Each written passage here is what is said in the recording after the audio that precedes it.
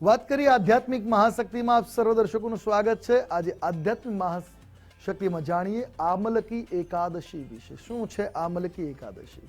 એમ કહેવાય છે કે હિન્દુ સનાતન સંસ્કૃતિના વિક્રમ સંવતના 5મા મહિનામાં મે મહિના કહેવાય છે કે આ વૈશાખ ફાગણ મહિનામાં હિન્દુ સંસ્કૃતિમાં ફાગણ મહિનાના શુક્લ પક્ષની એકાદશી એટલે આમલકી એકાદશી। આ આમલકી એકાદશી આ દિવસે યુધિષ્ઠિર અને કૃષ્ણનો સંવાદ છે કે આ દિવસને વ્રત કરવાથી અનેકવિધ લાભોની પ્રાપ્તિ થાય છે। ભગવાન નારાયણ આયુષ્યની રક્ષા કરે છે। અગિયારસને આમલકી એકાદશી કહેવાય છે। આ દિવસને દરેક અગિયારસ એક આમલકી નથી હોતી, ફાગણ શુદ્ધ અગિયારસને જ આમલકી એકાદશી કહી છે।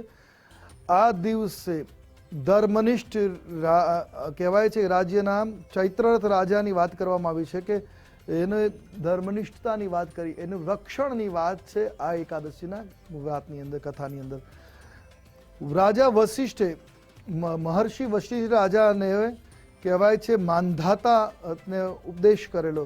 રાજા ચૈત્રરથ વૈદિશ નામના રાજા હતા। તે રાજ્યમાં તમામ લોકો ધાર્મિક કાર્યો કરતા હતા અને તે સમયે બધા એકાદશીનું વ્રત રાખે। એકાદશીનું વ્રત આમ તો સામાન્ય રીતે પાપોના ક્ષય માટે છે અને મનોકામનાની પૂર્તિના આશીર્વાદને પ્રાપ્ત કરવા માટેનું ઉત્તમ વ્રત છે।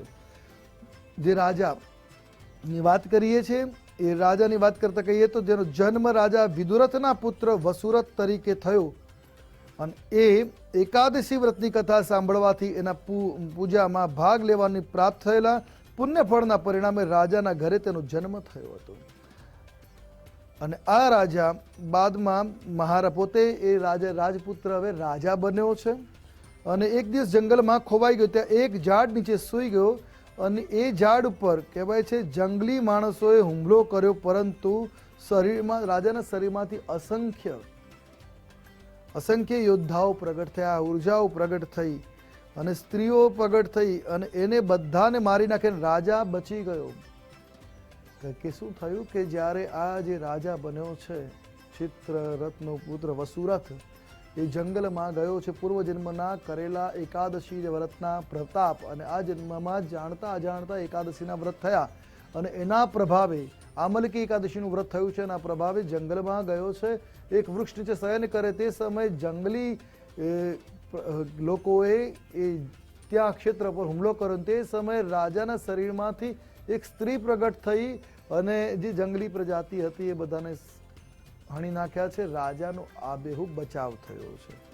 આનું કારણ છે કે પૂર્વજન્મમાં જાણતા અજાણતા કરેલ આમલકી એકાદશીનું વ્રતનું પરિણામ અને એના જ પ્રતાપે રાજા બચી ગયો હતો। આ જન્મમાં પણ અજાણતા આમલકી એકાદશી થઈ હતી। આમલકી એકાદશીના દિવસે કયા ઉપાય કરી શકાય? સૌથી મહત્વપૂર્ણ છે વ્રત તો કરીએ છીએ, ઉપવાસ રાખીએ, પણ આ દિવસે આમલકી એટલે આંબળું, આંબળાના વૃક્ષને સૌથી પહેલા તો આ દિવસે વાવવા જોઈએ। ઘરની અંદર કુંડામાં પણ આંબળું વાવવું લાભકારી મનાય છે। આંબળું લક્ષ્મીપ્રદ છે, પાપનાશક છે। આ દિવસે ભગવાન વિષ્ણુની પૂજા કરી અને એમને આંબળાનો ભોગ અર્પણ કરવો જોઈએ। જો સંતાન સુખની ઈચ્છા છે તો 11 આંબળા નાના બાળકોને અર્પણ કરવા। કેવા આંબળા? મીઠા આંબળા, એટલે મુરબ્બા વાળા આંબળા બાળકોને વિતરણ કરવા। તેમજ ભગવાનને ખોયાની મીઠાઈ એટલે માવાની મીઠાઈ અર્પણ કરવી આમલકી એકાદશીના દિવસે।